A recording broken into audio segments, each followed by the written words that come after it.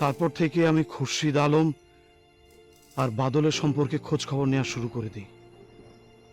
জানতে পারি রাস্তায় আসা যাওয়ার পথে তোকে ওরা উত্ত্যক্ত করত। শুধু উত্ত্যক্ত না, তোকে সর্বনাশ করার পরিকল্পনা করছিল, যেগুলোর কিছুই তুই জানিস না। আমি ওদেরকে ফলো করতে করতে সবকিছু জেনে ফেলেছিলাম। কত বড় সাহস! চাল নেই, চুলো নেই, আমার বোনকে উত্ত্যক্ত করে, আমার বোনকে সর্বনাশ করার পরিকল্পনা করে। দিলাম দুটোকে শেষ করে। বাকি ছিল বাদল, ওটাকেও আজকে বটতলার মোড়ে শেষ করে দিয়েছি। কিন্তু কিন্তু ভাইয়া, ওনাকে কেন? বাজার করে এসে যখন দরজায় নক করব, তখন তোর চিৎকার শুনতে পাই। আমি আমি আমি রীতিমতো ভয় পেয়ে যাই। আমি আড়াল হয়ে যাই, জানালার পাশে চলে যাই, বোঝার চেষ্টা করি তুই কেন চিৎকার করলি, কি এমন হয়েছে। আমি আমি জানালা দিয়ে দেখার চেষ্টা করি, দেখি দেখি রাসেল তোর সঙ্গে। আমার মাথা খুন চড়ে যায়। আমি আমি আমি আমি আমি আমি আমি জানালা দিয়ে দেখতে পাই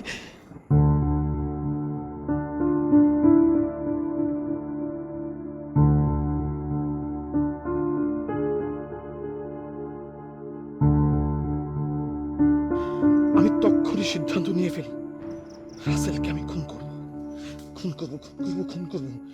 কিন্তু কিন্তু কিভাবে? আমি তো তোকে ভালোবাসি, তুই আমার আদরের ছোট বোন। আমি তো তোর সামনে ওকে খুন করতে পারি না। তোর সামনে তো আমি খুনি হিসেবে নিজেকে নিজেকে আমি আমি দেখাতে পারি না। আমি তারপরে পরিকল্পনা শুরু করি, সিগারেটের গল্প ফাঁদি।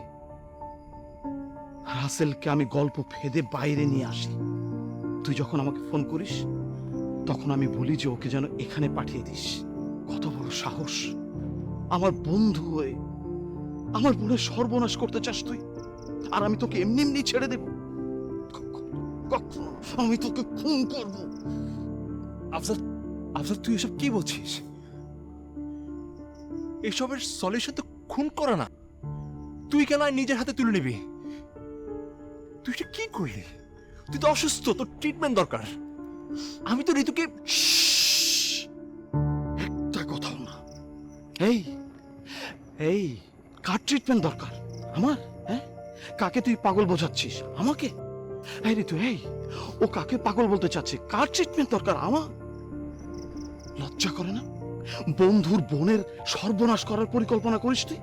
তোকে আমি সত্যি সত্যি খুন করবো, সত্যি সত্যি খুন করবো।